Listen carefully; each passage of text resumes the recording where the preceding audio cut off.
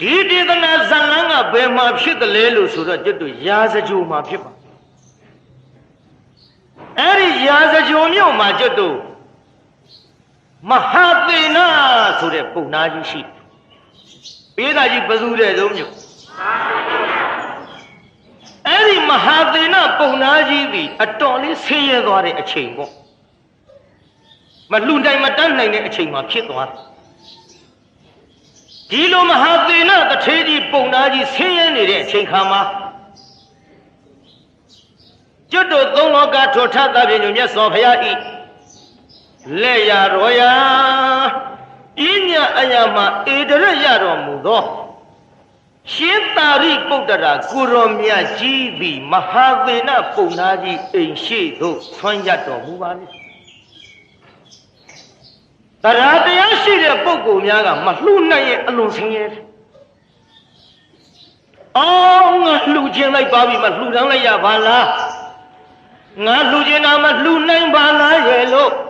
တရားတရားရှိတဲ့ပုဂ္ဂိုလ်ကမလှူရရင်ဆင်းရဲတယ်။အလှူကံပုဂ္ဂိုလ်ကိုအပြစ်တင်ရိုးထုံးတာမရှိဘူးတဲ့ဗျ။မှန်တော့သေသေးချာချာဘုန်းကြီးပြောတဲ့စကားလုံးလေးအလှူကံပုဂ္ဂိုလ်ကိုအလှခံနိုင်ရန်ကိုရဲ့လို့အပြစ်မတင်ကြဘဲနဲ့အော်ငါလှူခြင်းလိုက်ပါပြီငါလှူခြင်းနာမလှူနိုင်ပါလားငါလှူခြင်းနာမလှူရပါလားလို့အဲ့တလူပဲတရားနာပိဿစိတ်ဆင်းရဲပါတယ်ရှင်သာရိပုတ္တရာကိုရောမြတ်ကြီးကြွလာတယ်ဆိုရင်ပဲအော်ကြည်စမ်းမ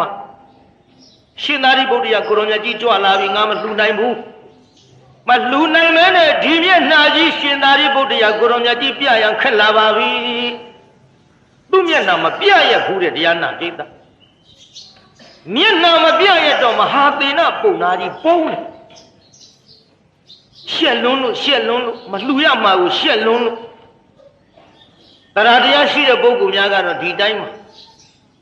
တရားတရားမရှိတဲ့မိန်းမများကြတော့လေတဲဟမကြဘူးမြုံနဲ့ရှေးတုန်းကကိုရင်လေးတစ်ပါးအဲ့ဒီမိမပြောတဲ့စကားယုံမှားပြီးတော့ငရုတ်ကြွေရံဘေးကြောင့်ကိုရင်လေးထွက်ပြေးရတယ်ဆိုတာကြားဘူးမှာပေါ့တခါကြီးတယောက်ကကိုရင်လေးတစ်ပါးလမ်းတွေ့တော့ကိုရင်ဖျားတပည့်တော်တို့အိမ်ကြွပါဗျာလိုက်ခဲ့ပါဗျာပြင့်သွားပြီးတော့ဟဲ့ငါကိုရင်လေးတစ်ပါးပြင့်လာဟဲ့နေ့စဉ်ထိုင်ကိုတော်ဖြစ်နေဆုံးလောင်းတော့အဲ့ဒါလို့ပါတယ်တခါကြီးရှေ့တော့ဒကမာကြီးကဘာမှမပြောသေးဘူးတခါကြီးလည်းအပြစ်မဲ့ထွက်သွားရောစိတ်ထဲကကြည်ဆောင်မှတော့သူကတော့ပါဇက်ကဖယားလက်ကကာယချဲ့ပြုတ်တော့ဒီကကောင်မကဆိုရင်တစ်ခွက်လောင်းရလွယ်တယ်ထင်လို့သူပြင့်လာစားသူမှာကောင်းတော်လဲထောင်းသူမှာညောင်းလာတယ်ဆိုကြလို့ရှိစေအောင်တော့ဒီလိုနဲ့ဒကမာကြီးကအတော်လေးတရားတရားကင်းတာကိုပြိဿတနေ့က၌ကြတော့ကိုရင်လေးကကြွအလာဒကမာကြီးကမိဖို့တဲ့ငရုတ်သီးထောင်းနေကငရုတ်စီကမျက်စီထဲဝင်တော့မျက်ရည်တွေကြားလို့ဒကမာကြီးမျက်စိပွတ်ဟာဒကမာကြီးဘာဖြစ်တာတော့မြတ်မလေးမပြောပါနဲ့ကိုရင်တကာကြီးပေါ့ဟင်ဘာဖြစ်လို့ဒကမာကြီးရဲ့ကိုရင်တကာကြီးအတော်ဆိုးတာသူ့လက်ထဲသာဟောဒီငရုတ်ကြွေရောက်ရင်လေရိုက်တာပဲဗျာဒီပြီးတော့ခုငရုတ်ကြွေနဲ့ရိုက်လို့ခေါင်းကိုက်ဆိုင်ကြနေပါတယ်ဗျာတရားတရားမရှိတဲ့မိမကိုရင်လေးလီဆယ်ပြီးတော့မာယာပရိရဲ့စကားနဲ့ရှောက်ထားလိုက်ဒီကမကြီးရဲ့တကာကြီးသဘောကောင်းပါလေဒီလိုဟုတ်မထင်ပါဘူးမလေးအပေါ်ရရွှေမုံချင်းအထက်ကရွှေရုပ်ခံကိုတော့တကာကြီးကလေဟောဒီငရုတ်ကြွေသာသူ့လက်ထဲရောက်ရင်ကိုရင်သောဖုန်ကြီးသောဘာမှမရှောင်ဘူးဗျာရိုက်တာပဲကိုရင်လေးကစဉ်းစားတယ်ဩတကာကြီးလူရိုးစိတ်တူဆိုတာဟုတ်ချင်လည်းဟုတ်နေပါလေကိုရင်လေးကအဟုတ်ထင်ပြီးတော့ပြန်သွားကိုရင်လေးပြန်သွားတကာကြီးကရောက်လာဟာငါကိုရင်လေးကြွမလာဘူးလားတော်သားမှာတော့ကိုရင်အကြောင်းဟဲ့ဘာဖြစ်လို့တော့ဘာပြောရမလဲတော့ဒီငရုတ်ကြွေတစ်ချောင်းရှိတာဒါဒီငရုတ်ကြွေမရမကဇွတ်လူခံနေ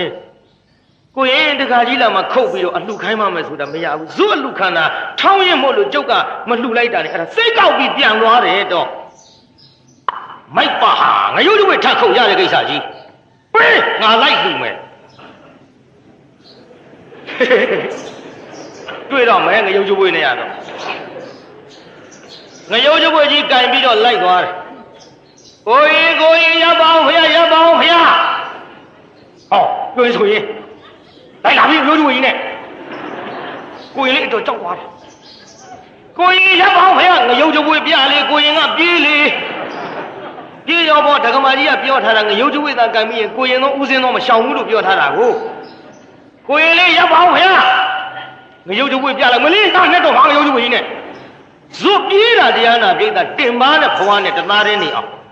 ဒါကြောင့်တရားတရားမဲ့တဲ့ပုဂ္ဂိုလ်များကြတော့အဲ့ဒီလိုသာသနာမှာဆင်းရဲအောင်ဒုက္ခပေးတတ်ကြပါတယ်အခုတရားတရားရှိတဲ့မဟာသေနာကြီးကြတော့ဒီလိုဟုတ်ရဲ့လားပြိတ္တာပြေးတာကြီးဒီလိုဟုတ်ရဲ့လားမဟုတ်ဘူးဒါကြောင့်တရားနာပြိတ္တာသာသနာပြုတဲ့နေရာမှာခမည်းတော်ကလည်းမျက်နှာမလိုက်ကြနဲ့တူလည်းမျက်နှာမလိုက်ပါဘူးဘာဖြစ်လို့ဆိုတော့မျက်နှာလိုက်ရင်မောတတ်တယ်ကျုပ်ခုသာသနာပြုတဲ့နေရာမှာဘယ်မျိုးကအကူအညီတောင်းကျုပ်ပေးပါတယ်ခုရန်ကုန်မြို့ဟောခဲ့ရတဲ့တရားပွဲအကူအညီကြီးပဲအခုသွားရအောင်မယ်ကျုံမငေးမခင်မလက်ပုတ္တာကျုပ်ဒီကပြန်ရင်နတ်မောက်ကနေပြီးတော့ညောင်လေးပင်ကနေပြီးတော့ရန်ကုန်ဂုတ်တလိတ်ကနေပြီးတော့ဟိုဘက်ထွက်သွားပြီမခင်မတို့ကျုံမငေးတို့မြောင်မြတို့လက်ပုတ္တာတို့ကျုပ်ပြာသူလပြည်ကျော်မှာကြောင်းပြန်ရောက်အဲ့ဒါအကူအညီတွေများပါတယ်ပြိဿအကူအညီများတဲ့နေရာမှာမြည်သည့်ရတော့အကူအညီပေးတယ်မြည်သည့်မြို့ကြတော့အကူအညီမပေးဘူးကျုပ်မရှိပါဘူးအဲ့ဒါလို့ဆိုရင်ကျုပ်မျက်နှာလိုက်ရရောက်မယ်ပေါ့မျက်နှာလိုက်ရင်မောတတ်ပါတယ်ပြိဿခင်ဗျားတို့လည်းလှူတဲ့နေရာမှာလှူတဲ့ဒါနသည်ကိုယ့်အတွက်ဖြစ်ပါဆုံးရှုံးမဲ့ပစ္စည်းမဟုတ်ပါဘူးပြန်ရမယ့်ပစ္စည်းစူးစမ်းပြီးတော့လှူကြတို့ဒီနေ့လဲလှူမယ်နှစ်ဖြင့်ကလည်းလှူမယ်ကျန်ဒီကဆရာတော်เจ้าမှာပိုးလှူမယ်ဒီလိုမလုပ်ပါနဲ့ဘယ်ကိစ္စမျိုးမဆိုသာသနာရေးနဲ့ပတ်သက်ရင်မျက်နှာလိုက်ရင်အမတန်မောတတ်ပါပြောရအောင်မယ်ဒီမောတဲ့အကြောင်းစမ်းမိလို့ပါဇတ်ထုတ်ကလေးအစနည်းနည်းလေးစမ်းမိတဲ့ခါပြောရတာပေါ့ကြည်လေတရားနာပိဋကကျွတ်တို့ဘုန်းကြီးတစ်ပါးအဲ့ဒီဘုန်းကြီးတစ်ပါးကအကောင်းကြိုက်စားတဲ့တောက်တဲ့နေရာမှာဘယ်တော့ပြဘယ်တကာလာပင့်သူကဆုံးဟင်းမေးနောက်တကာတယောက်ဆုံးသားလာပင့်မင်းဆုံးသားပင့်တာတော့ဟုတ်မင်းဘာဟင်းနဲ့ကမှတော့ကွာရှင်ဗျာတပည့်တော်ကတော့ဆင်းရဲသားကိုဗျာဝက်သားကြက်သားတွေလည်းရှင်ဗျာတို့စားခဲ့ရတာများပါပြီဗျာတပည့်တော်ဒီကနေ့ချင်းမောင်ဟင်းနဲ့ကတ်မလို့ဗျာမင်းမနှက်ဖြာကတ်မှာမဟုတ်လားကျမဗျာဒီကနေ့လာပင့်တာမနှက်ဖြာကချင်းမောင်ဟင်းနဲ့ကတ်မှာဗျာကွယ်ချင်းမောင်ဟင်းလည်းတခါအေးပြေတော့ကောင်းမှာကွာဘုန်းကြီးချင်းမောင်ဟင်းနဲ့ဆုံးပင့်တာလက်ခံထားလိုက်ချင်းမောင်ဟင်းတကလည်းပြန်သွားရောဝက်သားနဲ့ကတ်မဲ့တကရောက်ချစ်ခိုးမင်းဘာတော့ဟိချင်းမနှက်ဖြာကဆောင်းဖုံးပေးဖို့လာပင့်တာဗျာမင်းဘာဟင်းနဲ့ကတ်မှာဒီတော့နှက်ဖြာကဝက်သားဟင်းနဲ့ကတ်မှာဗျာဘုန်းကြီးခေါင်းကြီးသွားဒုက္ခချင်းမောင်ဟင်းကအရင်ဥသွားဒီကောင်တဲနောက်ကြကိုစောစောလာရင်ဟန်ကြလိုက်တာပေါ့ဝက်သားလည်းသူလက်ခံလိုက်တာပဲလက်ခံပြီးညကြဘုန်းကြီးအိတ်မပြောဘူးဘယ်အိတ်ပြောမလဲပြေးတာချင်းမောင်ဟင်းနဲ့ဝက်သားနှမလုံးချင်းမောင်ဟင်းထန်လိုက်ပြန်ရင်လည်းဝက်သားကလက်လွတ်တော့မယ်ဝက်သားထန်လိုက်ပြန်ရင်လည်းချင်းမောင်ဟင်းကမျက်နှာလိုက်တယ်လို့ဆိုတော့မယ်ဘုန်းကြီးချင်းမောင်ဟင်းနဲ့ဝက်သားနှမလုံးနဲ့တညလုံးအိတ်မပြောဘူးဒီလိုနဲ့မနဲ့ကြတော့ဆွမ်းစားလာပဲဘုန်းကြီးကိုလာထောက်ပြန်တော့လေချင်းမောင်ဟင်းတကာကအရင်ရောက်ဒုက္ခပဲဒီချင်းမောင်ဟင်းကတေဝရိယကောင်းရှင်မရကြွတော့ဗျကြွတော့ကွာကြွတော့ပေါ့မျက်နှာသေးဦးမယ်ကွာမျက်နှာတက်တာနာယူဝက်လောက်ဝက်သားတကာစောင့်မျက်နှာတက်ပြီးရှင်မရကြွတော့ဗျနေပါကွာသင်္ကန်းလဲပါဦးမယ်သင်္ကန်းဝဲတာကသင်္ကန်းလဲတာက10မိနစ်လောက်ကြွတော့ဗျနေအောင်ကွာမင်းဆုံးကတ်မယ်ဆိုလို့ငါဝန်းလို့စိတ်စားတာနေပါကွာငါကုတီခဏပြေးပါဦးမယ်ကုတီတက်တနာရီလောက်ကြာဘာမှမဟုတ်ဘူးဝက်သားတကလာအောင်သူစောင့်နောက်ကုတီကပြန်လာတော့ဝက်သားတကရောက်မင်းပါတော့ဟဲ့ဗျာရှင်မမနေ့ကတော့တပည့်တော်ပင့်ထားတာဆောက်ပုံပေးဖို့လေအဲ့ဒါခက်တာပဲကွာငါကလည်းတတိကအသက်ကကြီးတော့မေ့လာပြီကွာနှစ်ဦးဖြစ်နေကွာကြာဒီကောင်လည်းဆွမ်းသားလာပဲနာ မင်းလည်းငါပေးလိုက်တယ်သူ့လည်းငါပေးလိုက်တယ်ခွာကြတာပဲကွာဘသူရှိမှအရင်လိုက်လို့မကောင်းဘူးဟာကဲဒီလိုလုပ်ကြကွာကံပေါ့မင်းတို့တိုင်တဲ့ဘက်ငါလိုက်ရော့မင်းကဒီလက်တစ်ဖက်ကဲရော့မင်းကဒီလက်တစ်ဖက်ကဲဆွဲကွာပါတဲ့ဘက်ငါလိုက်ဘုန်းကြီးကမျက်နှာလိုက်လို့မကောင်းဘူးဆိုပြီးအဲ့ဒါလို့အဆွဲခိုင်းတော့ချင်းမောင်ဟင်းတကာကအားကောင်းဘုန်းကြီးချင်းမောင်ဟင်းဘက်ပါသွားဘုန်းကြီးကချင်းမောင်ဟင်းတကာနည်းနည်းမျက်စောင်းထိုးကြည်စမ်းဒီကောင်ချင်းမောင်ဟင်းစားလို့များအားကောင်းတယ်နောက်ဘုန်းကြီးကမဟန်ဘူးဝက်သားတော့လက်လို့မခံဘူးဆိုပြီးချင်းမောင်ဟင်းတကာပဲခြေတော့ကလေးကန့်ပြီးဝက်သားပဲကိုရိမ့်ရိမ့်ပြီးတော့ကူယုံဝေးဒီတော့ချင်းမောင်ဟင်းတကာကမြင်ပြီးတန်တော့ဒီဘုန်းကြီးသိမှာဟာဘူးဟိုကောင်ဝက်သားနဲ့ကတ်မယ်ဆိုတာလည်းငါသိတယ်သူလည်းသိမှာသူလည်းဆွမ်းကတ်မဲ့လူတိုင်းမေးတာဟင်းကောင်းတော့ကြိုက်တယ်ဘုန်းကြီးမပြေဘူးခုဟိုဘက်ကန်ကန်ယုံပေးကဲဒီလောက်မျက်နှာလိုက်တဲ့ဘုန်းကြီးမထူးဘူးဆိုပြီးတော့ချင်းမောင်တကာကချင်းမောင်ကိုကပြန်၍ဝက်သားထန်ခြေကန်ယုံနဲ့သွားတော့ဖုံဖုံဆိုတွန်းလှော်လိုက်တချို့ကဒီနေရာကိုသွားတော့ကဒုံနဲ့ကျုပ်ကတော့ဖုံဖုံမဲ့သုံးဟုတ်တယ်လေကဒုံဆိုကျွတ်တို့ထိမှာကိုဗျသွားတော့ဖုံဖုံတအားတွန်းလွတ်တာတရားနာပြိတ္တာဘုံကြီးခါထိုးလဲပြီးတထောင်စစ်တွေဒူးတွေပဲ့လေဘယ်အဲ့ဒီနဲ့ဆုံးကောင်းကောင်းစားနိုင်တော့မရိစ္ဆာဒါကြောင့်တရားနာပြိတ္တာသာသနာပြုတဲ့နေရာမှာဖယားရွှေမျက်နှာတော်ကြီးကိုကြည့်ပါဘယ်မှမျက်နှာမလိုက်ပါနဲ့ဖယားရွှေမျက်နှာတော်ကြီးကိုကြည့်ရင်ဖယားဆုံးမတော်မူတဲ့အဆုံးအမသာသနာတော်ကြီးကိုတည်တတ်အောင်ခိုင်မြဲအောင်9000ကြာရှိတည်အောင်အဲ့ဒီကဲ့သို့သာသနာပြုရာရောက်ပါတယ်လို့ဒါကြောင့်ကျုပ်သာသနာပြုပွဲတွေမှာယခုကဲ့သို့အလုံးကိုအကူအညီပေးနေရပါတယ်ပြိဿကဲဒီတော့ကောင်းပြီရှေ့ဆက်လိုက်ကြအောင်ဆိုမဟာသေနာကြီးပြိဿပုံနေရှာတယ်ဆင်းရဲတော့ဆွမ်းမလှူနိုင်တာနဲ့အဲ့ဒါလို့ပုံပြီးတော့နေတော့ရှင်သာရိပုတ္တရာကိုရောမြတ်ကြီးကပြန်ကြွသွားသည်နောက်တရက်ရှင်သာရိပုတ္တရာပြန်ပြီးဆက်ကြွလာရှင်သာရိပုတ္တရာကိုရောမြတ်ကြီးပြန်ပြီးတော့ဆက်ကြွလာပြန်တော့လေဒီလိုပဲပုံနေရှာပြန်သည်ရှက်တယ်ငါမလောက်နိုင်မဲ့နဲ့ဒီမျက်နှာကြီးဘယ်လိုလုပ်ပြရပါမထုတ်အဲ့ဒါလို့ပုံနေတော့ရှင်သာရိပုတ္တရာပြန်ကြွစဉ်းစားတဲ့သူ့စိတ်ထဲအရင်တုန်းကချမ်းသာတုန်းကလို့လှူလိုက်လိမ့်မယ်ထင်လို့ကြွပြီးတော့လာရှာတယ်ငါဆင်းရဲနေတာမသိလေရောက်တကားရှင်သာရိပုတ္တရာကိုရောမြတ်ကြီးဒီငါဆင်းရဲနေတာကိုမသိဘူးနဲ့တူရှာရဲ့ငါဘယ်လိုလုပ်ပြီးတော့လှူရပါမထုံးနဲ့လှူစရာရှောက်ရှာလိုက်တာမရဘူးပြိဿနောက်တနေ့တ၌ကြတော့ကျွတ်တို့ပုံနာတွေစာဟောတဲ့ပွဲတော်ကိုသူဖိတ်လို့လိုက်သွားတယ်အဲ့ဒီပုံနာစာဟောတဲ့ပွဲကိုလိုက်သွားတော့တရားနာပြိဿရေမရောသောနှုတ်ကနာထမင်းသူရတယ်နောက်ပြီးတော့အင်မတန်ယုံရင်ကြမ်းတမ်းတဲ့ပစိုးတစ်ထည်သူရလာတော့ဖတ်ကြပြီဒီကရှင်သာရိပုတ္တရာကိုရောမြတ်ကြီးကြွလာတဲ့ခြင်းလိုက်ပါပြီရှင်သာရိပုတ္တရာကိုရောမြတ်ကြီးကြွလာရင်ရေမရောတဲ့ဟောဒီနှုတ်ကနာဆံကိုလည်းငါကပ်မယ်ဟောဒီယုံရင်ကြမ်းတမ်းတဲ့ပစိုးချမ်းကိုလည်းငါလှူမယ်တရိယာအဲ့ဒီလိုသူသတိရတာကိုရှင်သာရိပုတ္တရာကိုရောမြတ်ကြီးကလည်းသိဒီကနေ့ရွှေညာတော်နဲ့ကြည့်မဟာသေနပုံနာကြီးလှူစရာရနေပါဖြင့်လားနို့ကနာဆောင်းတဲ့ပစိုးချမ်းပချိုးတောင်ဖြစ်တော့နို့ကနာဆောင်းတဲ့ပစိုးချမ်းကိုသူရထားတယ်ငါကိုလှူနိုင်တဲ့တရားရှိပါမလားလို့ကြည့်လိုက်တော့လှူနိုင်တာကိုသိတဲ့ဖြင့်ရှင်သာရိပုတ္တရာကိုရောမြတ်ကြီးကြွလာပါပြီဗျာပုံနာကြီးအိမ်ရှိဝင်ပြီးတော့ဆွမ်းရတယ်ပုံနာကြီးကအပြင်မဲ့ထွက်လာရေမရောတဲ့နှုတ်ကနာဆောင်းလေးကိုရှင်သာရိပုတ္တရာကိုရောမြတ်ကြီးအား အလုခံတော်မူပါဗျာလို့လောင်းလိုက်တော့သပိတ်ကလေးဖွင့်ပေးတဝက်လောက်ကြတော့သပိတ်ဖုံးပြန်ပိတ်တော်မူသည်လက်ကလေးကာပြသည်မဟာသေနပုံနာကြီး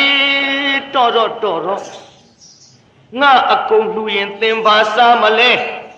သင်အတွက်တဝက်လောက်ချမ်းပါအောင်တော့လားပါဇက်ကမမိန်တော့လဲမိန်တဲ့ကဲ့သို့ငဲ့ညာပြီးတော့တဝက်လောက်ကြသပိတ်ဖုံးပိတ်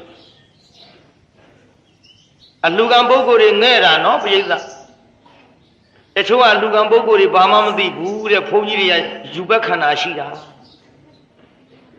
ဘာမှမသိဘူးတဲ့သူတို့လိုချင်တာတစ်ခုရှိတာတဲ့ဘုန်းကြီးများဘာမှအလိုက်မသိဘူးတဲ့တချို့ကဒီလိုအောင်းမိမအောင်းမိပါနဲ့ဗျာတမန်ကရှံကမတွေးလိုက်ပါနဲ့ကျွတ်တို့တန်ဃာတော်အရှင်သူမြတ်များသည်အလူခံရဆိုပေမဲ့လို့စုကလေးဖြစ်တော့ပေးတော်မူကြသည်သီလလေးဖြစ်တော့ချီးမြှင့်သွားတော်မူကြသည်ပရိတ်ကလေးဖြစ်တော့ရွတ်သွားတော်မူကြသည်တတ်ဆွမ်းသမျှတရားဓမ္မတပုတ်တကားထားဖြစ်တော့ဟောသွားတော်မူကြသည်ငဲ့လို့ဘောဗျမငဲ့ရင်ဒါပဲလုပ်လိုက်ခင်ဗျားတို့ကဒီလုပ်တယ်မလုပ်ရင်ဒီဘုန်းကြီးတွေပဲအလကားကျွေးမွေပြီးလှူဒန်းထားလိုက်တန်ဃာတော်အရှင်များများကတတ်နိုင်တဲ့ဘက်ကဖျားဟောတဲ့အဆုံးအမတွေကြင့်ကြံကြိုးကုပ်ပြီးတော့ခင်ဗျားတို့ကိုတဖန်ပြန်၍ပစ္စည်းလေးပါဒါယကာတွေကိုကျေးဇူးဆက်ရပြန်ပါသည်မှန်လားပြိဿကြီးဘုန်းကြီးပြောတာရဲယူလို့ရသလားပြိဿမရဘူးပြိဿခင်ဗျားတို့လည်းရမ်းပေးလို့မရဘူးတရားတရားလေးကိုကြည်လင်အောင်မွေးပြီးတော့လှူရဒီတဲ့တချို့ကသမန်ငါရှံကဘုန်းကြီးတွေပြောတယ်လကားမကွာတဲ့ဆံကုန်မြေလေးတဲ့ဆလမအဖွဲတဲ့ကျွတ်တို့ဘုန်းကြီးဆံကုန်မြေလေးတဲ့လူတွေလူတယ်လက်ဆေးအသာ၌စားပြီးတော့တဲ့သင်္ကန်းကောင်းမှုချုပ်ပြီးဥပြင်စင်ဆိုတဲ့အတိုင်းကျိန်းပေါ်တတ်တာသူတို့အလုတ်ကဘုန်းကြီးကလွယ်တယ်ထင်လို့တချို့ကသမန်ငါရှံကလေးပြောတယ်လွယ်ဘူးဗျခင်ဗျားတို့ကချမ်းသာတယ်ထင်တာအတွင်းဘူးလူမသိဘူးဘုန်းကြီးတွေပူမိပြီဆိုရင်ပြုတ်ကြတာဆိုတာထွက်တာပြောတာတချို့ကဘုန်းကြီးကလွယ်လွယ်လေးလူတွေလူတယ်အသာလေးစဝတ်နေရချမ်းသာတယ်ထင်တယ်အဲချမ်းသာတယ်ထင်စမ်းကြည့်ဘောတကားတို့ရချမ်းသာတယ်ထင်ယောက်ျားတွေအကုန်သင်္ကန်းဝတ်ကုန်ပါဘူးသာတော်တရားနာပိဋကကြီးတန်ဃာတော်အရှင်မြတ်များကိုတချို့ကသမန်ကရှံကယောက်ျားချင်းပြောတာကြီးမှာပေါ့ဟဲ့ကောင်မင်းပြင်းဘုန်းကြီးဝတ်ပါလားကွာအနှောက်မလို့သွားမလို့ကျွတ်တို့ကပြင်းလို့ဝတ်နေတဲ့အတိုင်းအချို့မိန်းမတွေကသူတို့လင်တာအလုံးမလို့ပဲအိတ်နေတော့ဘာပြောတော့သိချင်းဆိုတဲ့လောက်ပြင်းလာတယ်သွားတယ်ဘုန်းကြီးကြောင့်သင်္ကန်းဝတ်ချီဘုန်းကြီးတွေသင်ပြင်းလို့သင်္ကန်းဝတ်နေတဲ့အတိုင်းပဲစကားအနှောက်သွားလို့အောင်မပြောဘူးဒီထားတဲ့ချုံမိဘတွေကသူတို့သားလေးကိုရင်ဝတ်မဲ့ကြတော့မင်းနဲ့ကွဲတယ်သင်ပြူးပေါ်သိတာငါသားနဲ့ဆူးပေါ်မှာအိတ်ချင်ရသလားဘုန်းကြီးဝတ်တာဆူးပေါ်အိတ်သူတို့ကအတန်းကြိုက် BA တို့ IA တို့မကုံတယ်ကြီးတွေတို့လောကီစီးပွားနဲ့ကြီးပွားကျင်တာကိုဒါကတော့ဘုန်းကြီးတို့အပြစ်မတင်ပါဘူးဖျားဖြစ်မလို့တောထွက်မဲ့သိတ္တထတောင်မှသူ့အဖေကစက်ကြမင်းကြီးဖြစ်တဲ့ခြင်းလို့မထွက်အောင်တကားကြီးပိတ်တာကြီးမှာပေါ့ဒါကြောင့်တရားနာပိဋကကြီးလောကုတ်တရားစည်းစိမ်ဆိုတာမိဘတွေကလည်းမြင်ခဲ့သည်မိဘတွေကလည်းကြိုက်ခဲသည်လောကုတ်တရားစည်းစိမ်ကိုခမည်းတော်မြက်ကွယ်ပြုတ်သွားမှစိုးလို့ဖျားဟောတဲ့အဆုံးမှသာသနာနဲ့ကျွတ်တို့ကဟောပြနေရပါတယ်ဗျာကဲကြည့်ငဲ့တာပိဋကဟောမှာလက်ကလေးကဗျအရှင်မြတ်တပည့်တော်အားဒီဘဝအတွက်ချီးမြှောက်တော်မမူပါနဲ့ဟောတန်တရားအတွက်ချီးမြှောက်တော်မူပါဗျာအကုန်လုံးအလှခံတော်မူပါဗျာအကုန်လုံးလှူသဗျာအကုန်လုံးရေမရောတဲ့နှုတ်ကနာဆွမ်းနေတရားတရားရှိနဲ့လှူ၍ငါ့ကိုခြံအောင်မှဘာပဲဆိုတဲ့စိတ်ဓာတ်မရှိလှူပြီးတော့လေ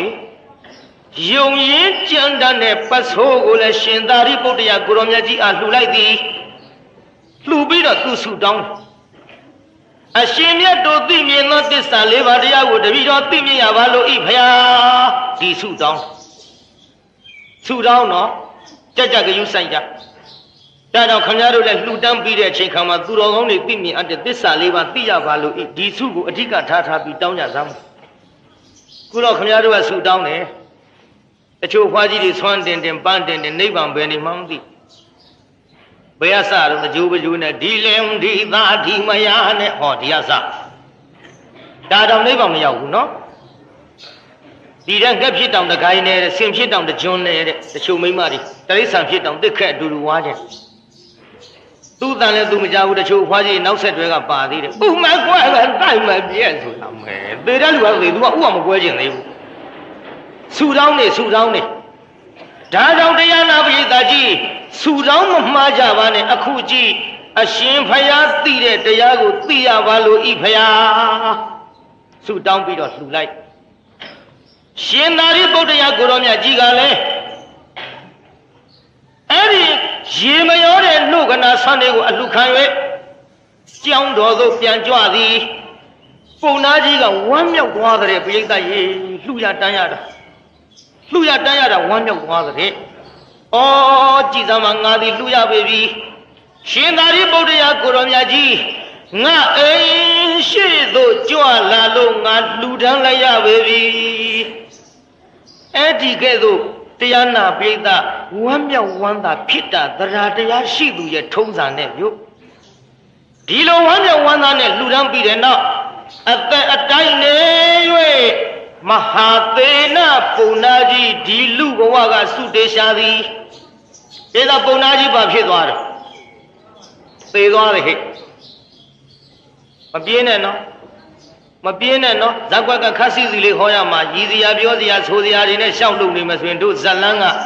နည်းနည်းရှည်လျက်သွားမှာဆိုလို့ခက်စီစီလေးဟောနေပါတယ်နောက်ထောင်ကြည့်အဲ့ဒီလိုသေသွားပြီးတဲ့နောက်လေဒီပုံနာကြီးသည်ရှင်သာရိပုတ္တရာကိုရောမြတ်ကြီးအားလှူဒန်းရတဲ့ကုသိုလ်ကောင်းမှုနဲ့သေသွားသဖြင့်အဲ့ဒီကုသိုလ်အဟုန်ကြောင့်ရာဇကြိုမျိုးရှင်သာရိပုတ္တရာကိုရောမြတ်ကြီးအားဆွမ်းလုတ်ကျွေးနေတဲ့မိမရဲ့ဝမ်းမှာတန်တေခပြီးတန်တေခတယ်ဆိုကြတဲ့ကသိမိမကသူ့လင်ယောက်ျားပြောတယ်မောင်ရဲ့ဒီနာလာသမအုံးနဲ့နာကပ်ပြီးတော့တိုးတိုးလေးပြောတယ်ဒီကဘယ်လိုလေးပြောလိုက်တော့ဘာတွေပြောတော့ဘယ်သိမလို့ကွာတိုးတိုးလေးဆိုတော့သူတို့ချင်းတော့သိမှာပေါ့သို့တော်လည်းပဲတရားနာပိဋကနည်းနည်းတော့မှားခဲ့ရအောင်မယ်တိုးတိုးပြောလို့မကြဘူးမအောင်မင်းနဲ့တိုးတိုးပြောသခိုးကြရတယ်ဗျာကြားဖို့မှာပေါ့ယုံလာဟိုလင်မယားနှစ်ယောက်ညမအိတ်သေးဘူးကလေးမြူနေကြသခိုးကလည်းခိုးကျင်တာဒီလင်မယားနှစ်ယောက်အိတ်မှခိုးမှာကိုတယောက်နဲ့တယောက်ကလေးလေးမြူလို့ကလေးလေးဂျိုင်းကမလို့မဲကြည်စမ်းမင်းသားလေးမဲကျုပ်သားလေးဆိုလို့တော့ပါတော့မဲငါလည်းငါသားလေးကြည်စမ်းဟဲ့ကလေးသားလေးမဲဘူးသားလေးတုံးကလေးမြူနေတာဘသူသားတော့မဟုတ်ဘူးမဲဘူးသားလေးတုံးဟာတခိုးကချင်းကိုက်နဲ့မှောင်ရည်ထဲကဒေါကွာအရေးတယ်မှာဗျာကလေးမြူနေအိတ်တာမဟုတ်ဘူးဘယ်ချိန်မှခိုးအောင်မှမသိနောက်တစ်ထည့်အနာနာသိချာကတ်ဒီကလေးဂျိုင်းကမှားအမမင်းဘူးသားလေးတုံးတခိုးကစိတ်ဆိုးတယ်ငါသားဟာဆိုပြေးရော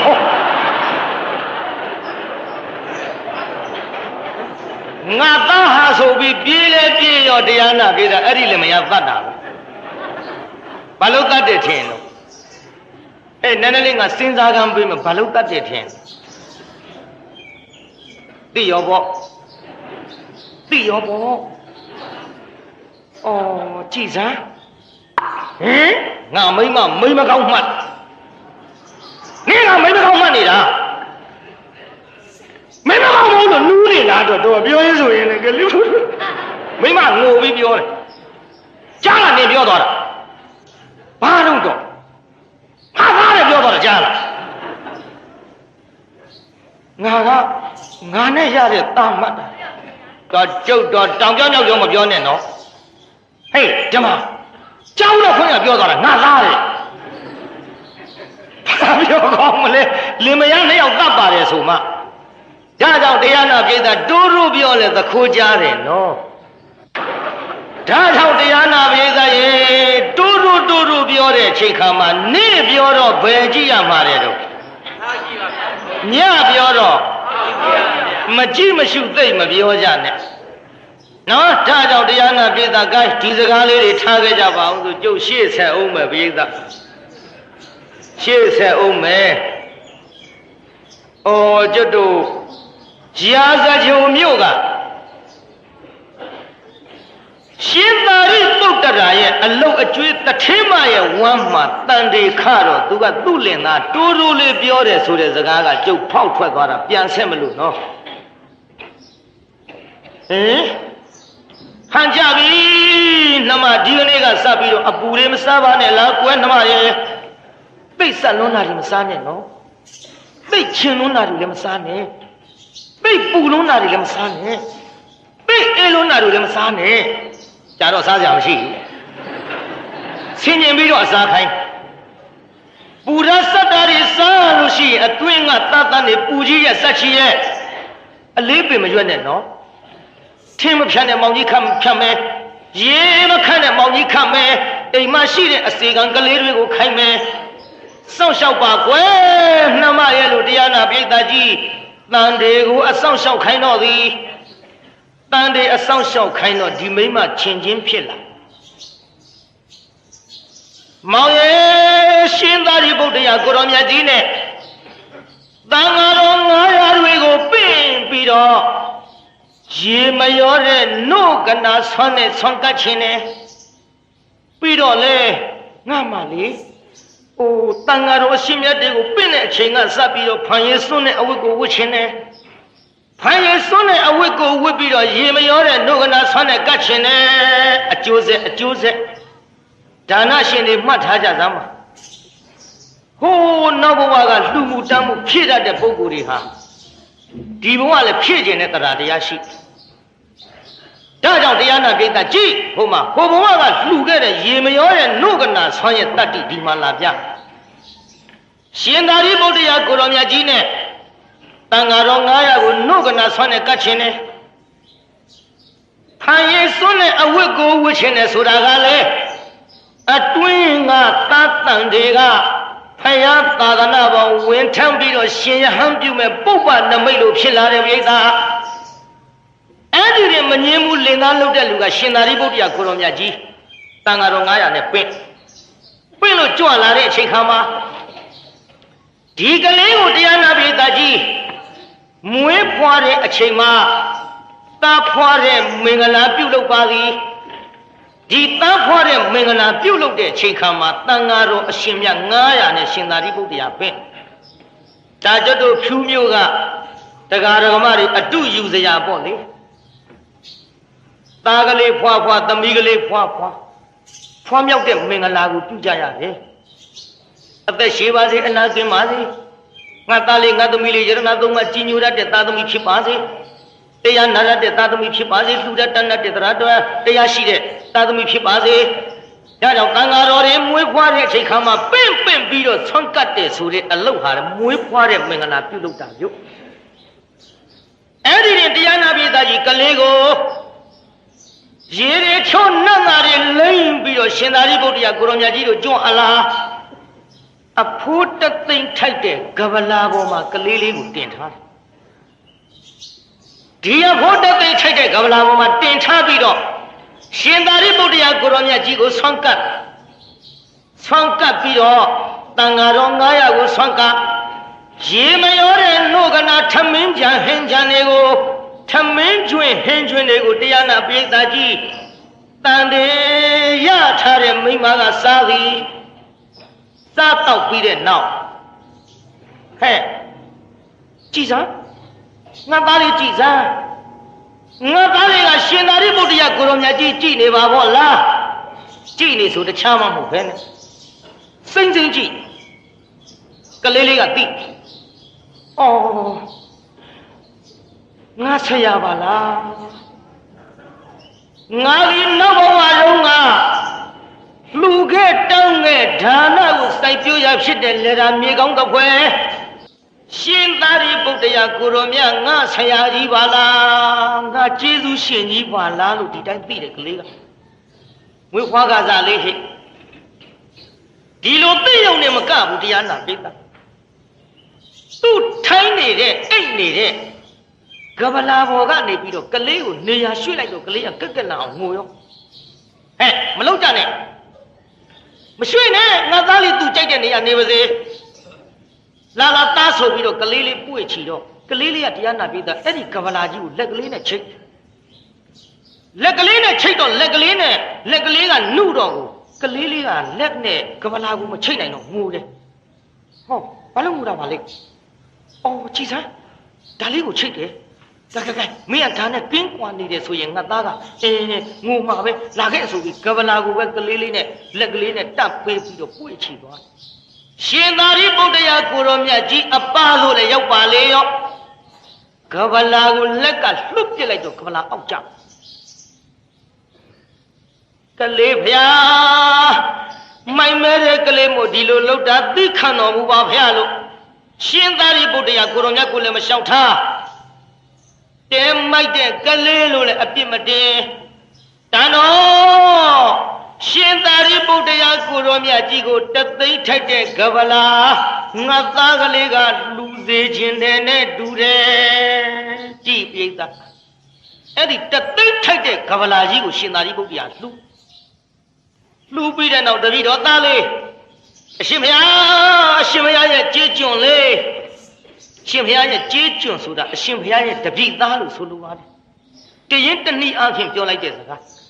ရှင်ဘုရားဒီကလေးကိုနာမည်မိတော်မူပါဗျာနေကိုဒီကလေးရဲ့နာမည်ငကိုခေါ်စရာမရှိဘူးလားငကိုခေါ်စရာမမိသေးပါဗျာဒီကလေးရဲ့နာမည်ကအရှင်ဘုရားရဲ့နာမည်နဲ့အတူတူပါပဲဘုရားပြောပြီနော်ရှင်သာရိပုတ္တရာကနည်းနည်းစဉ်းစားအရှင်ဘုရားရဲ့နာမည်နဲ့အတူတူပဲဆိုတော့ငါသည်လူဘဝတုန်းကတာရီပုံနှင်းမကြီးကမွေးထားတဲ့သားသမီး9ယောက်ထဲမှာငါအကြီးဆုံးငါရဲ့လူဘဝတုန်းကနာမည်ကဥပတိတ်တာငါနာမည်နဲ့အတူတူပဲဆိုရင်ဒီကလေးနာမည်တိတ်တာဒီလိုမှဲ့လိုက်ကြတိတ်တာလို့ကလေးကိုအမည်ပေးဒေတာကြီးကလေးကိုဘယ်လိုအမည်ပေးလိုက်တော့တိတ်တာလို့ပေးလိုက်တယ်မြို့အဲ့ဒီလိုတိတ်တာလို့အမည်ပေးပြီးတဲ့နောက်ရှင်သာရိပုတ္တရာကိုရောမြတ်ကြီးကလည်းပြန်ကြွနောက်တရားနာပိဋကဂျာကာလမှာဟောဒီကလေးနဲ့ပတ်သက်ပြီးတော့ကုသိုလ်ကောင်းမှုတွေကိုပြုတိုင်းရေမရောတဲ့နှုတ်ကနာဆွမ်းတဲ့သားလျင်ဆွမ်းကပ်ခဲ့သည်ဒေတာကြီးဘာနဲ့ဆွမ်းကပ်တော့နှုတ်ကနာနဲ့ဆွမ်းကပ်ပြီးတော့လာခဲ့ရနောက်ဒီကလေးထမင်းကျွေးတဲ့မင်္ဂလာထမင်းခွန်းတဲ့မင်္ဂလာလို့ဆိုပါတယ်နောက်ဒီကလေးကိုတရားနာပိဋကကြီးပစိုးဝတ်တဲ့မင်္ဂလာဒီကလေးကိုနောက်အုတ်ရှောင်ထုံးတဲ့မင်္ဂလာအဲ့ဒီမင်္ဂလာတွေကိုပြုကလေးနဲ့ပတ်သက်ပြီးတော့နောက်မဲမဲ့တဲ့မင်္ဂလာသမင်းကျွေးတဲ့မင်္ဂလာပစိုးဝတ်ပေးတဲ့မင်္ဂလာအုတ်ရှောင်ထုံးတဲ့မင်္ဂလာအဲ့ဒီမင်္ဂလာတွေပြုပြီးတော့တစနဲ့ကလေးကကြီးပြင်းလာတော့တရားနာပိဋကကျွတ်တူခုနှစ်အရွယ်ရောက်လာပြီဆိုကြပါစို့ဘယ်အရွယ်ရောက်လာသလဲပိဋကကလေးနဲ့ပတ်သက်ပြီးတော့ချင်းဖြစ်ကြတဲ့ကဒီကလေးအလိုဆန္ဒဖြစ်နိုင်တဲ့မိဘတွေကိုဒါကြောင့်ဖြူမျိုးကတရားဓမ္မတွေမှတ်သွားကြပါသားသမီးရဲ့ဆန္ဒသားသမီးရဲ့ဇယိုက်သားသမီးရဲ့အကျင့်ကိုသိရင်ဒီကလေးတွေဆုံးမလို့လွယ်တယ်ဗျသို့တော်လည်းပဲဒီကလေးတွေဆုံးမတဲ့နေရာမှာမိလိုက်ဖပါဆိုတဲ့စကားလေးကရှိနေမိဘလောက်တဲ့လူကရုပ်ရှင်များကြည့်တော့ဒီသားသမီးကလည်းရုပ်ရှင်ကြည့်တဲ့နေရာများကြည့်တတ်သည်မိဘလောက်တဲ့လူကဘုံကြီးကျောင်းသွားပါများရင်သားသမီးတွေကလည်းဘုံကြီးကျောင်းများပါရသည်ဒါထောင်မျိုးမိလိုက်ဖပါကိုဘုံကြီးပြောနေဘုံကြီးကျောင်းခင်ဗျားတို့သွားတဲ့အခါကလေးတွေလည်းပြစ်မထားခင်နဲ့ခေါ်သွားပါခေါ်သွားတဲ့ချိန်ခါမှာမိဘကဖယားကတော့ကလေးကငုတ်တုတ်ထိုင်းနေတယ်မိဘကသတိမရလို့ရှင်မခိုးတောင်မှကျောင်းကဘုံကြီးကဟေးဖယားကတော့ဟေးရှိခိုးရကလာကွယ်ဖုံဥတော်ဟေးကတော့ဟေးတန်ဃာတော်များကလည်းရှိခိုးအောင်တိုက်တွန်းပေးသည်ခင်ဗျားတို့မိဘတွေကလည်းအမေကြီးအမေကြီးဖုံကိုကတော့လေဖယားကိုရှိခိုးလေနဲ့မိဘကကြောက်ကံဖယားကိုအသွားများတော့ကလေးသူကလည်းကြောက်ကံဖယားကိုပါတတ်တယ် ပါသွားတဲ့ချိန်ခါမှာဘုရားရှိခိုးတတ်တယ်ဘုန်းကြီးရှိခိုးတတ်တယ်ဘုန်းကြီးနဲ့စကားပြောတတ်တယ်မှန်ရလားပြိဿကြီးမှန်ပါဗျာဒါကြောင့်ခမရတို့မိဘကပုပ္ပစရိယမိနစ်ဖအလွန်ရေးကြီးပါတယ်ဗျာအရေးကြီးပေမဲ့လို့လည်းနီးစပ်တိုင်းဒီစကလုံးတွေတတ်မလားဆိုတော့တချို့ကြတယ်ကျွဲပါစောင်းတီးပေါ့လေကျွဲအပမှာစောင်းတီးလို့ကျွဲနားမလဲတယ်လို့ပေါ့မြတ်တို့ကြားဖို့မှာပေါ့နီးတိုင်းလည်းစကလုံးပြောတတ်တယ်မထင်နဲ့ဒါမိဘကလည်းသင်မှာ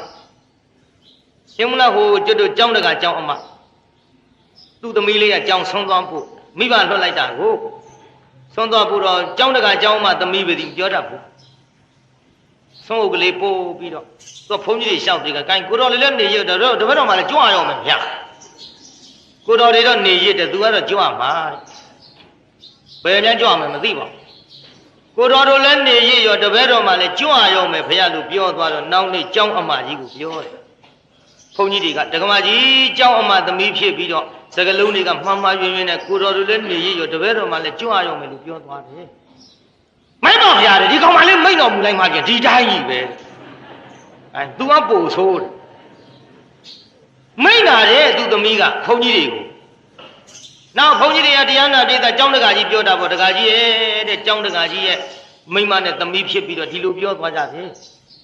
တကာကြီးရဲ့သမီးကလည်းကိုတော်တွေလည်းနေရတပည့်တော်မှလည်းကြွရအောင်မတဲ့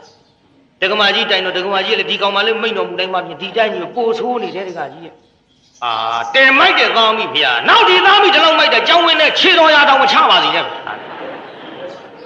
အဲခြေတော်ရဆိုတာဖယားမှချတာ။သူ့ကြပို့ဆိုးတယ်။ဒါကြောင့်တရားနာပြည်သားကြီးနီးတိုင်းလေပြောတတ်တယ်မထင်နဲ့။မှမှရွင်ရွင်ဖြစ်တာလုံးလို့ဟဲ့ညီငယ်ဓမ္မငယ်တို့ဘုန်းကြီးနဲ့စကားပြောတတ်အောင်ကြိုးစားပါ။ယဟန်တန်ခါနဲ့ဆက်ဆံတတ်အောင်လမ်းဘုန်းကြီးယဟန်တစ်ပါးတွေ့တောင်မှလက်အုပ်ချီတတ်အောင်ဖဏကလေးချွတ်တတ်အောင်အရိတ်ကလေးကိုရှောင်တတ်အောင်ဂယုစိုက်ကြတချို့ဘုန်းကြီးအရိတ်မရှောင်တတ်ဘူးနေကအရှိအထွက်နေတယ်အရှိဘက်ကရှောင်မှအရိတ်လွတ်တယ်ညနေပိုင်းရောက်သွားတယ်နေကအနောက်ရောက်သွားတယ်အနောက်ဘက်ကရှောင်မှအရိတ်လွတ်တယ်နေအနောက်ဆိုရင်အရိတ်ရှိဘက်သွားတယ်နေအရှိဆိုရင်အရိတ်အနောက်ဘက်သွားတယ်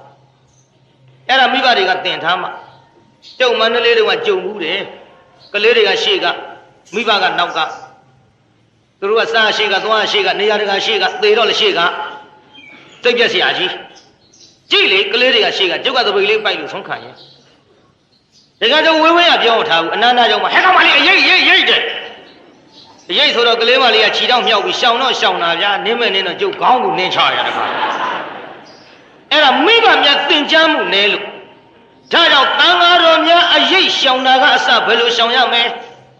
ဖဏကလေးချွတ်တာဝန်မလေးပါဘူးခဲ့ငါလေးသာသနာအညာဆန်ဆိုတဲ့အတိုင်းကတာမြို့ငါတရားဟောရောက်သွားတယ်ဟဲ့ဒီငယ်ဓမ္မငယ်တို့မင်းတို့နင်တို့အရွယ်လေးတွေလေဟောဘုန်းကြီးတစ်ပါးကြွလာရင်လေဘုန်းကြီးတစ်ပါးကြွလာရင်လေအဝေးကဘုန်းကြီးဟန်းကိုမြင်ကြတဲ့ကဖဏကလေးချွတ်ပြီးဒူးတုတ်ဆောင်ပြီးတော့အဲ့ဒီတန်ဃာတော်ကိုရှေခေါ်ပြီးမှကိုလိုတဲ့ခရီးကိုဖဏစီးသွားကြသည်အကယ်၍ဒူးတုတ်ပြီးရှင်မခိုးနိုင်တော်မှဘုန်းကြီးယဟန်နဲ့50လှမ်းလောက်အလိုမှာဖဏကလေးချုပ်ပြီးလက်အုပ်ကလေးခြီရတဲ့ဟိတန်ဃာလုံးမလိုတဲ့ခရီးကိုသွားသည်ဒါလေးတွေဟာဘာသာရေးသာသနာရေးမှာတို့မြန်မာနိုင်ငံအရင်ကြီးဆုံးနိုင်ငံဖြစ်လို့ဒါလေးတွေမိဘများကလည်းသင်ပေးကြဘူးအခုဘုန်းကြီးဖြူပြောဟောဒီတရားဟောမလို့ဒီထဲကိုဝင်လာဒီထဲကိုဝင်လာတော့တရားနာပြည်သားဒီဘက်ကကျုပ်လာလို့မရတော့လမ်းမရှိတော့လမ်းမနေတောင်းရဇာတ်ကြုံကရှံထွက်နေအပြင်ဘက်ကလည်းမဆန်းဘူးအဲ့ဒါနဲ့ဘုန်းကြီးဟိုဘက်ကနေလှည့်ပြီးတော့ကားနဲ့နောက်ကဝင်တယ်မှောင်ရိပ်ထဲမှာကျမ်းဤကံဆရာတော်မှန်သိတာနဲ့မှောင်ထဲကထိုင်ရှိခိုးတဲ့ဟေးညီငယ်နှမငယ်လေးတွေငါတွေ့ရတယ်ဒါဝမ်းသာလုံးလို့ဒီယဟန်ဒီတန်ဃာဒီဆရာတော်တွေလားလို့ဆိုတော့မဟုတ်ဘူးဖြူးမြို့တစ်မျိုးလုံးမှာရှိနေတဲ့တန်ဃာတော်အရှင်များတွေ့တိုင်းယူသေးလေးစားကြစမ်းပါလူတွေကလက်အုပ်ချီရှိခိုးရင်ကိုယ်ရောကာရသွားတဲ့ဘုန်းကြီးတောင်လက်ငြိမ်သွားတယ်လက်ရမ်းသွားနေတာတောင်ငြိမ်သွားတယ်လူတွေကကြည်ညိုလေးဘုန်းကြီးတွေကကိုယ်ရောကာရမနေရဲလေးမကြည်ညိုရင်ဘာဖြစ်ကွာဘယ်ကောင်ကဘာပြောကွာဆိုဂုံတော့ကုန်တာကိုကားတယ်ခင်ဗျားတို့ပေါ်မူတည်တယ်နော်哈，这么定安你不口毛定比了，当地毛的来相比大瓜你的古罗的瓜古哩，啊，的古罗的瓜，你们讲瓜，别了古罗的瓜，没标呢，单个打二万两八的地，够嘛必须。ဒီလိုမပြောမနဲ့ဘယ်လိုလုပ်ရမလဲဖက်ချုပ်ခေဒူးတုတ်ပြီးထိုင်ဆောင်ရှစ်ခိုးဒူးတုတ်ပြီးထိုင်ဆောင်နေဟိုခုနကတင်ကန်းကြီးတေကတိကြီးပခုံးပေါ်ပြစ်တင်ပြီးဒေါင်းတီမောင်းတီသွားတဲ့ကုတော်ဟာလေးငြိမ်သွားတာဟာငါရှစ်ခိုးမလို့ဟာငါရှစ်ခိုးမလို့ဒီဒီပါဘူးငါတင်ကန်းကြီးကိုကားနဲ့ဟောဒီမတရားနာပြီးခတ်တုတ်တုတ်ခတ်မြန်မြန်ဒေါင်းတီမောင်းတီသွားတဲ့ကုတော်ကိုငြိမ်သွားတယ်ဘာဖြစ်လို့ရှစ်ခိုးတဲ့ပုဂ္ဂိုလ်ရဲ့အပေါ်မှာလေးစားသွားတယ်သူတို့ကယိုသေးတယ်ငါဒီလိုမတော်ရောနေလို့မသိမှာလားခင်ဗျားတို့အကြောင်းပြုပြီးပြင်သွားတယ်တချို့ကြဒီလိုမဟုတ်ကြရှာတော့ဘယ်လိုဖြစ်ကုန်လို့ကိုယ့်ရုပ်ကားရတယ်ပြင်မလားဟိုပွဲဇက်ပွဲကြီးတစ်ခုပွဲကဖျားပွဲတင်မလင်ငွေကိုတော်ကြီးကလည်းပဲကျွတ်တူဟို9000လောက်မြင့်တင်မလင်ငွေဖျားကြီးအဲ့ဒါကိုတော်တစ်ပါးကမမြင်ရတော့ပွဲမမြင်ရတော့ဖျားလက်မောင်းကဆွဲပြီးပခုံးမော်ကာယခွတက်ကြည့်ဖယားပခုံးမော်ကာယခွတက်ကြည့်တယ်အဲ့ဒါတခါတယောက်ကသွားရှာရှိတယ်ရှာရှိတော့ဟိုရှာပြန်ခောက်တာပေါ့တခါဘယ်နဲ့ပြောတယ်ထင်ကိုဘယ်နဲ့ဖယားပေါ်တက်တာဘယ်နဲ့ဖယားပေါ်တက်နေတာလို့ဆိုတော့ဟိုကဘာပြောတယ်ထင်ဟဲ့တကဒီမှာမင်းသားမမြင်ရတော့ပွဲဘယ်နဲ့လုပ်ပြပြီးတော့ပခုံးမော်လေပင်ခွပြအေးမင်းသားတောင်အဖေဖြစ်တဲ့မင်းပခုံးမော်တက်သေးတာဟဲ့ကောင်ငါဘာပခုံးမော်ငါတက်တာဘာဖြစ်တုံးခွာဒီမှာဘုန်းကြီးတွေပွဲမကြည့်တဲ့ရင်ကျုံမှာခဲ့မယ်ကြားလားပွဲခင်းနဲ့ဘုန်းကြီးတွေ့ရင်လေရှစ်တာနိုင်ခိုးတကယ်ပြောတာအဲ့ဒါပွဲခင်းနဲ့ဘုန်းကြီးပါသွားပါလေရုပ်ရှင်တွေကြည့်တော့မကြိုက်ရင်လည်းရှစ်တာနိုင်ခိုးခင်ဗျားတို့ကရှစ်ခိုးရင်လေအဲ့ဒါဟောကျွတ်တို့ဘုန်းကြီးတွေရိုက်တာနဲ့နာတယ်ပွဲခင်းနဲ့ရှစ်ခိုးတဲ့ရိုက်တာနဲ့နာတယ်ဘယ်ထွက်ပြေးရမှန်းကိုမသိဘူးမင်းဒီနေရာရှစ်ခိုးတဲ့နေရာမဟုတ်ဘူးတန်နေတော့တိုင်းကမှာထားကိုတော်လေးကိုကားဖြစ်ရှစ်တန်နိုင်ခိုးပါတခုတော့ရှိတာမို့လေနှုတ်ဆက်အာသာကောင်းတဲ့ကိုတော်ဆင်တဲ့ဒကမာကြီးစောင့်တာဘီလိုက်ရတလုံးတော့လှုပ်ပြဆိုရင်ကတကအရေးကြီးတာမှမဟုတ်ပဲဒါတောင်တရားနာပိသာကြီးပွဲခင်းနဲ့မှဘုန်းကြီးတွေမမြင်တဲ့ချင်းရင်ရုပ်ရှင်ယုံမှမတွေ့တဲ့ချင်းရင်ဖော်ပွဲမှမတွေ့တဲ့ချင်းရင်ရှစ်တန်နိုင်ခိုးအဲ့ဒီပွဲခင်းပေါ်ပွဲရုပ်ရှင်ပွဲတဲ့ဘုန်းကြီးတွေပါသွားပါလိမ့်မယ်ပိသာတန်ဃာအပြစ်ပြောတတ်တဲ့အလေးဟာတန်ဃာခံရမယ့်ကိစ္စခင်ဗျားတို့ပြန်ခံရလွန်းလို့ဓာခုတ်တဲ့နေရာလက်ဝင်မရှိုးပါနဲ့ကြည်ညိုတဲ့ပုဂ္ဂိုလ်တွေကိုအကြောင်းပြုပြီးတော့ဘုန်းကြီးရဟန်းတွေကပြင်သွားနိုင်ပါတယ်ဗျာခင်ဗျားတို့ကိုလေးစားပြီးတော့မတော်ရနေလို့ထိုင်လို့မရပါဘူးဗျာသဘောပေါက်ရလားပြိဿကြီးဘုန်းကြီးပြောတာကြည်ဟဲ့အခုဟိုမှာတန်ဃာတော်တွေရဲ့လေးစားမှုယူသည်မှုနဲ့ပတ်သက်ပြီးတော့ပုပ္ပစရိယမိနှင်ဖမိဘကိုကလည်းသူချင်းချင်းတတ်တာလုပ်ပေးတယ်သူဆွမ်းကတ်ချင်တာတွေလုပ်ပေးတယ်ကဗလာလေးလက်ညှိုးနဲ့ချိတ်တာတောင်မှလှူနိုင်အောင်လှူပေးတယ်အဲ့ဒီလိုတရားနာပိသကြီးရှင်သာရိပုတ္တရာကိုရောမြတ်ကြီးအကြောင်းပြု၍ကလေးလေးဒါနဒုမဟာသေနပုံနာကြီးဘုရားကစိုက်မြုပ်ပြီးတော့လာခဲ့ရဟော9နှစ်သားရောက်9နှစ်သားရောက်တဲ့အခါကျတော့ရှင်သာရိပုတ္တရာကိုရောမြတ်ကြီးကြွအလားမိခင်ဖခင်တို့ကျွန်တော်ဒီရှင်သာရိပုတ္တရာကိုရောမြတ်ကြီးရဲ့နောက်တော်လိုက်၍ကျွန်တော်လေကိုရင်ဝှချင်တယ်ပိဿကြီးဘာဝှချင်တယ်တုံးကိုရင်ဝှချင်တယ်ဆိုတဲ့ကိစ္စမိဘကတရားနာပိဿမတားမြစ်ဘူးကောင်းတယ်တာလူကလေးသင်္ကန်းဝှချင်တဲ့အမေတို့ဝှခွင့်ပေးမယ်အခုခင်မိဘတွေလည်းနည်းနည်းဂရုစိုက်ဖို့ဗျာသင်္ကန်းဝှချင်တဲ့သားလေးတွေဝှပါစေဗျာကျွတ်တို့ဘုန်းကြီးတွေနည်းနည်းသွားပါပြီတဖြည်းဖြည်းနော်သာသနာကြီးနည်းနည်းအာရော့သွားတယ်ဗျာခင်ဗျားတို့ကသင်္ကန်းတော့ဝှပေးပါရဲ့မိယိုးဖလားထုံးစံမယ်ငါသားလေးမြဲရင်ပိုကောင်းတဲ့ဟဲ့ဆိုတဲ့စိတ်ဓာတ်ကနည်းသင်္ကန်းဝှပေးမယ်ကြံတော့လေတန်းချောင်းကနှုတ်9ရက်လောက်ခွင်တောင်းဝှကိုရင်လေးကပျော်တယ်ဘုန်းကြီးဟိုကိုရင်ဘဝပျော်တာလည်းမပြောနဲ့အိမ်စားရတာ2ခွက်3ခွက်ဆိုတာအလွန်ဆုံးကြောင်းကြဘုန်းကြီးတွေလည်းစားပြီးရောသပွဲကုန်ကြီးအပြည့်စားတော့ကိုရင်လေးကမထွက်ချင်ကိုရင်ပြော့ရဲ့လားပြောတာပေါ့ဗျာခင်ဗျာအိမ်ခင်ဗျားတို့ကြုတ်ပုံပေးတာဟိုမှာဂျပွဲကြီးနဲ့အပြည့်ရဂျပွဲကြီးနဲ့အပြည့်ရပြောတယ် ပြောတော့ပါပြောတော့အေးလေတဲ့ကိုရင်ပြောရင်တော့ကောင်းပါတယ်တဲ့တော့ကြတောင်းမတင်ရင်မကြဖြစ်မဲ့နော်တဲ့ကိုရင်လူတွေဟင်းရည်စွဲတဲ့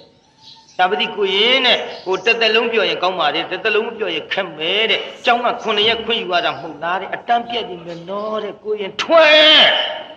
ဟောအထွက်ခိုင်းခင်ဗျားတို့ကအတန်းချိုက်ဒါကြောင့်သာသနာတော်ပြောတဲ့သားလေးတွေရှိရင်ဖြင့်သာသနာတော်ကြီးပျော်မွေ့သလောက်ထားကြစမ်းပါဆွမ်းဆေးကြောင်းတဲ့ကပစ္စည်းလေးမှာထောက်ပင်ကြစမ်းပါကြည့်အတုယူစရာဟိုမှာပြိဿသားလေးသင်္ကန်းဝှချင်တာမတားဘူးအရှင်ဘုရားတဲ့အရှင်ဘုရားရဲ့ကြေးကြုံကသင်္ကန်းဝှချင်တဲ့ဘုရားအရှင်ဘုရားတို့ကြွတော်မူနှင့်မှာတပည့်တော်တို့ညကြတော့ဟောဒီမောင်တိတ်တာလေးကိုခေါ်ပြီးကြောင်းသို့လာခဲ့ပါမယ်ဘုရားရှင်သာရိပုတ္တရာပြန်ကြွရှင်သာရိပုတ္တရာကိုတော်မြတ်ကြီးလည်းပြန်ကြွပါလေရောတရားနာပိဋကရေညကြတော့သားလေးမောင်တိတ်တာကိုခေါ်ပြီးတော့တရားနာပိဋကကြောင်းလိုက်သွားကြကြောင်းလိုက်သွားပြီးတော့တန်ဃာတို့အရှင်မြတ်များရေမရောတဲ့နှုတ်ကနာဆွမ်းတဲ့ဘက်ကပ်သည်ဒီလိုရေမရောတဲ့နှုတ်ကနာဆွမ်းတဲ့သံဃာတော်ကြီးဆွမ်းကပ်ပြီးတော့ကိုရင်ကလေးဝစ်ပေးမယ်အချိန်မှာရှင်သာရိပုတ္တရာကိုတော်မြတ်သည်ဘာကမ္မထံပေးတုံးဆိုတော့တဆပစ္စကကမ္မထံပိဒါကြီးဘာကမ္မထံလုံးမြို့ကေသာလောမာနခာဒန္တာတဇော32ခုထာတာအကုန်လုံးမပေးနိုင်တော့လေတရားနာပိဿအဲ့ဒီဆရာဖြစ်တဲ့ဘုန်းကြီးကဒီ9ပါးသောတစ္ဆပစ္စကကမ္မထံတော်ပေးပါတချို့ကဒါကိုသမန်ငါရှံကထင်ပါတယ်မထင်ပါနဲ့ခေငါဝါလူသက်စုမကပွင့်တော်မူသွားကြတဲ့ဘုရားရှင်ကိုတော်မြတ်တိုင်းမစွန့်နဲ့ဒုတိဋ္ဌကာယကမ္မထံဖြစ်ပါတယ်ဗျာများများမပေးနိုင်တော့လေတစ္ဆပစ္စကကမ္မထံကိုပေးပါအဲ့ဒီကေတလောမနခရတတဇောဒီကမ္မထံကိုပေးတဲ့ချိန်ခါမှာကေတာဆိုတဲ့ဆံပင်လေးနဲ့ပတ်သက်ပြီးတော့မမြဲတဲ့အနိစ္စဆင်းရဲတဲ့ဒုက္ခအနှစ်မရှိတဲ့အနတ္တလက္ခဏာရဲ့၃ပါးမှလည်းလှုပ်ပြီးတော့နိဗ္ဗာန်ရရိုးထုံးတာမရှိလို့ဒီလက္ခဏာရဲ့၃ပါးနဲ့တကွမောင်တိတ်တာကလေးကိုသင်္ကန်းဝတ်ပေးလိုက်ပါပြီကျေးဇူးရေရှေးတုန်းကရှင်ပြုတာများခမည်းတော်စဉ်းစားကြည့်ပေါ့မန္တကြီးတွေမဆောက်ပါဘူးကွန်းတောင်ကိုင်းပန်းတောင်ကိုင်းတွေလည်းမပါပါဘူးဘာမှမပါပါဘူးတရားနာပိဋကနော်မြင်းကြီးတွေစီးပြီးရှင်လောင်းလှဲ့တာလည်းကျမ်းဂန်နဲ့မတွေ့ပါဘူးတောက်စီခမည်းတော်ခေတ္တတော့လောက်ကြရရှင်လောင်းလှဲ့ရတယ်မြင်းကြီးစီးလို့ရွှေထီးကြီးကဆောင်းရတယ်မောင်ရင်လောင်းလေးလိုဝေးရတယ်ကွန်းတောင်ပန်းတောင်ကိုင်းတွေနဲ့ဘိုးအေးပွားအေးတွေနဲ့ဗိသိက်တွေသွင်းရတယ်မှန်လားပိဋကကြီးမှန်ပါဗျာဟောဒီဇတ်ထုတ်ကငိုခြင်းလည်းမပါဘူးသိုးစရာလည်းမပါဘူးဇက်ွက်ဇက်သားလေးစီးစီးဟောနေတာဒါပြီးတရက်သေးပြီးမဲ့ဇတ်ထုတ်လည်းမဟုတ်ဘူးခင်ဗျားတို့ကြည့်ရတာလည်းတချို့ရန်တိရန်ခွေဖြစ်ကုန်တနာတယ်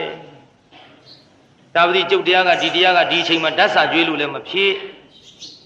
ဒီတရားခက်စီစီဟောတာတောင်တရားနာပြေးတာမပြီးဘူးဗျနှစ်ဖက်ကဆက်ရမယ်ဇတ်လား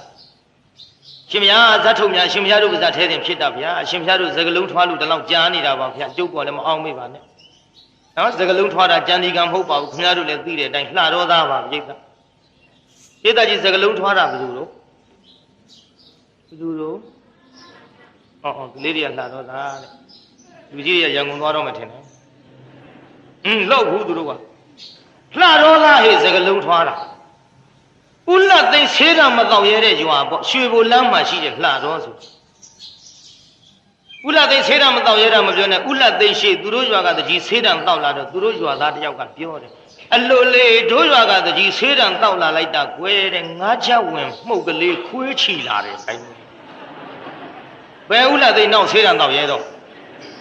လှတော်သားစကားပြောတဲ့နေရာအလွန်ထွားထွားကြိုင်ကြိုင်ပြောတယ်ဥပမာမပါပဲမပြောဘူးကျုပ်စားမယုံပါဘူးလက်သိမ်းပြောတာနောက်ကျုပ်ကိုယ်တိုင်တွေ့မှယုံတယ်ကျုပ်အဲ့ဒီရွာရောက်သွားတယ်သူတို့ရွာကနေဝက်လက်မြို့ကိုချိုးရကျုပ်ကမေးကြည့်တယ်ဝက်လက်လမ်းကောင်းရလားလို့ရှင်ဘုရားတို့အဲ့ဒီခြေကန်းနဲ့သွားလို့တော့ဝက်လက်လမ်းကကြောက်ခဲစားသွားတော့အစာကြည့်တယ်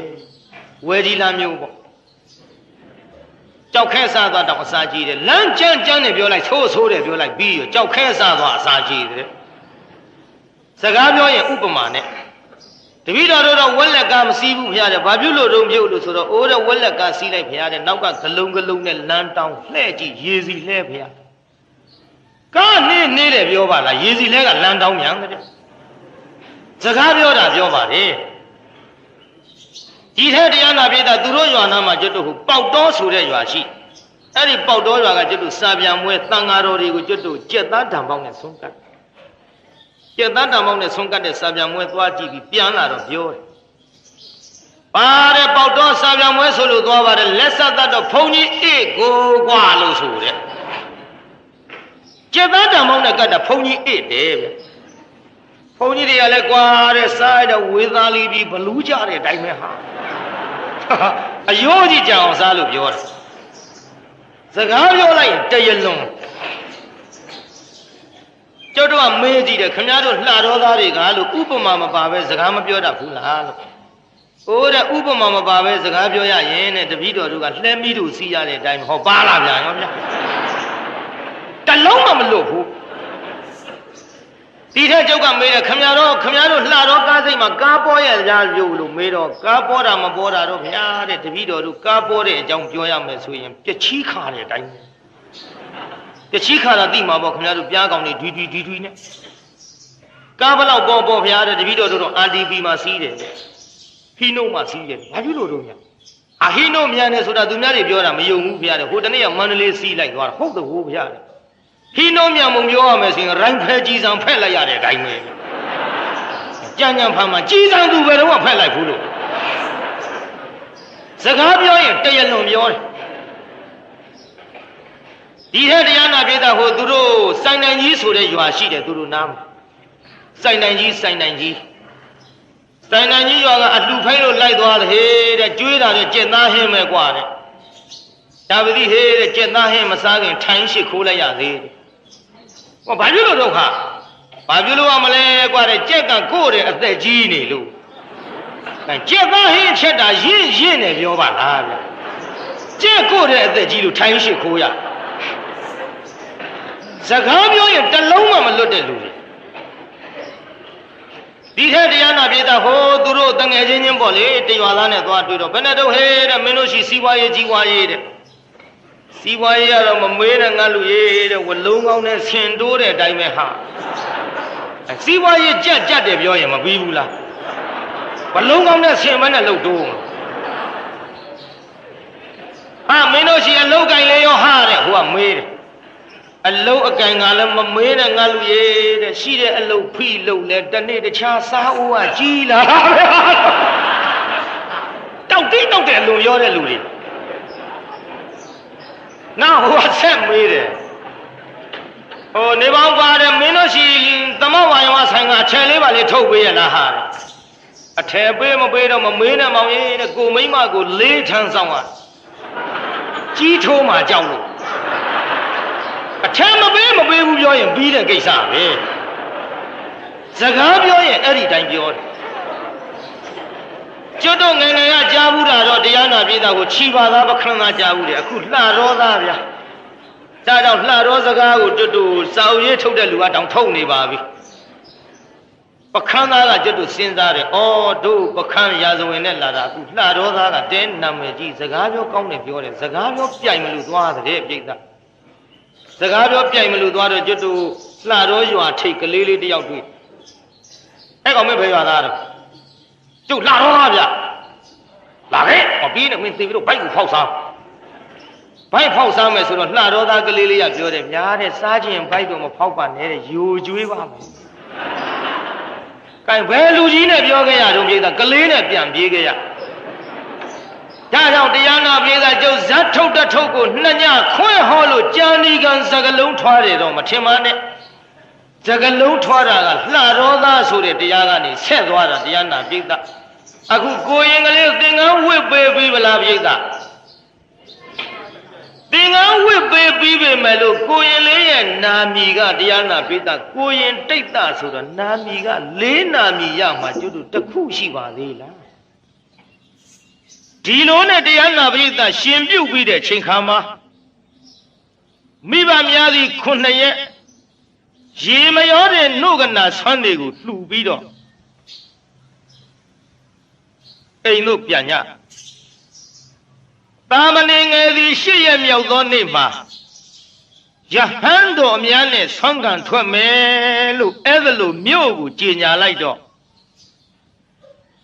မြို့သူမြို့သားများသည်တာမဏေငယ်ဆွမ်းခံကြွမတဲ့ဆိုတဲ့သတင်းကိုကြားလိုက်တာနဲ့တပြိုင်နက်စီစဉ်ညဆွမ်း900စီစဉ်ရုံနဲ့မကဘူးတရားနာပြိတ္တပစိုးတွေလှူဒန်းမှုစီစဉ်ညအဲ့ဒီလိုတန်ဃာတော်900နဲ့တာဝဋ္ဌိမြို့တွင်သို့တာမဏေငယ်ရှင်တိတ်တာကြွသွားတဲ့ချိန်ခါမှာမြို့သူမြို့သားများသည်ဆွမ်းနေလှူကြပစိုးတွေလှူကြနဲ့ဟောဆွမ်း900နဲ့ပစိုး900ရလာခဲ့ပြန်တယ်နောက်နေ့နံနဲ့ကြပြန်တော့ဘုန်းကြီးတို့ကျောင်းရဲ့ဥပဇာမှာလာပြီးတော့ဆွမ်းနဲ့ပစိုး900လှူကြပြန်ရော9 နှစ်အရွယ်သာရှိသေးသောကိုရင်တိတ်တာသည်အဲ့ဒီလို2 ရက်ထဲနဲ့ဘင်လျင်ဆွမ်း1000နဲ့ပစိုး1000ကိုရခဲ့ဧဒါကြီးဆွမ်းဘယ်နှထောင်ရခဲ့တော့အဲ့ဒီလိုဆွမ်း1000ရလာတဲ့အချိန်ခါမှာကိုရင်ကလေးသည်နာမည်တစ်ခုထပ်ပြီးတော့ရခဲ့ပိဋ္ဌပါဒဒါယကတိတ်တာဘာတဲ့တုံးမြိတ်သားကြီးဘယ်နှနာမည်ရသွားပါလဲအဲ့ဒီလိုပိဋ္ဌပါဒဒါယကတိတ်တာဒီအမည်ရပြီးတဲ့နောက်ပစိုး1000ရတယ်ဆိုတာလေတရားနာပြိဿကျွတ်တို့ဩမဟာသေနပုံနာကြီးဘဝတုန်းကပစ္စည်းတွေဆုံးမသွားတဲ့အချိန်ခါမှာရှင်သာရိပုတ္တရာကိုမလှူရလို့ရှက်တန်နဲ့ပုံနေပြီးတဲ့နောက်ပုံနာတွေစာဟောတဲ့ပွဲတစ်ခုမှရခဲ့သောပစိုးချမ်းတစ်ထည်ကိုရှင်သာရိပုတ္တရာအားလှူခဲ့တဲ့ကောင်းမှုကြောင့်အဲ့ဒီပစိုး1000ရပါတယ်ဒီလိုနဲ့တရားနာပရိသတ်ကြီးတနေ့တည်းကြတော့ကိုရင်တိတ်တာလေးစီကျောင်းစဉ်ဒေသစာကြီးလှည့်လိုက်တဲ့ချိန်ခါမှာတန်ဃာတော်အရှင်မြတ်တေသည်မီတင်းခုတ်မှာတရားနာပရိသတ်မီးဖို့ဖို့ပြီးတော့မီးလုံညမီးလုံနေဆိုတဲ့ကကျွတ်တို့ဆောင်းတွင်းဖြစ်မှာပေါ့အဲ့ဒီလိုမီးလုံနေတဲ့ချိန်ခါမှာကိုရင်ကလေးကမေးအရှင်ဘုရားဗျာဘာလုပ်နေကြတာလဲဗျာကိုရင်တို့ချမ်းလို့မီးလုံနေတဲ့ကွအရှင်ဘုရားများဒီလိုအချမ်းနှိမ့်ဆက်တဲ့ဓာန်ကိုခံနိုင်အောင်ကဗလာများကိုခြုံရံသိနေမဟုတ်လားဗျကဗလာဆိုတာကျွတ်တို့ခုခေတ်လူသောတကလတ်ခြုံကြီးကိုခေါ်ပါတယ်ကဗလာကိုရှင်ဘုရားတို့ခြုံသိနေမဟုတ်လားဗျကိုရင်သိမတော့ရှေးဖုံးရှေးကန်ရှိတယ်ကိုရင်မို့ကဗလာကိုခြုံနိုင်ပါရဲ့တို့မတော့ရှေးဖုံးရှေးကံမရှိလို့ကဗလာမခြုံနိုင်ဘူးကိုရင်ရဲ့ပိဿကဗလာခြုံရတယ်ဆိုတာလဲရှေးဖုံးရှေးကံနော်ရှေးဖုံးရှေးကံမရှိရင်ခြုံရပါမလားပိဿခြုံရပါဘူးဗျာဒါဖြင့်အရှင်မယားတို့ကဗလာကိုအလိုရှိကြကုန်ပါသလားဖယားကိုရင်ဘယ်နဲ့မေးပါလိမ့်အချမ်းသိမ့်နှိမ့်ဆက်နေတာဒီကဗလာအလိုရှိတာပေါ့အလိုရှိရင်ကြွကြကုန်ဖယား